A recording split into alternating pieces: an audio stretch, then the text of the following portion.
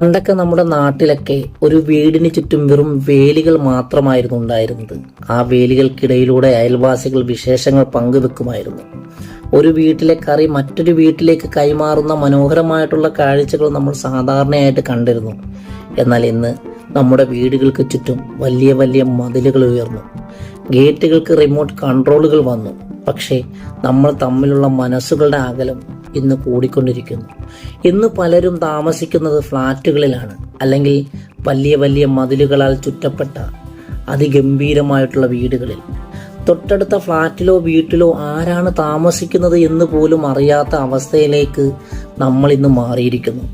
Smart ഫോണിലൂടെ ലോകത്തിൻ്റെ അങ്ങേയറ്റത്തുള്ളവരോട് നമ്മൾ ഇന്ന് ചാറ്റ് ചെയ്യുന്നു. പക്ഷേ തൊട്ടടുത്തിരിക്കുന്ന മനുഷ്യനോട് ഒരു പുഞ്ചിരി പോലും നൽകുവാൻ നമുക്ക് സാധിക്കുന്നില്ല, അതിന് നേരമില്ല.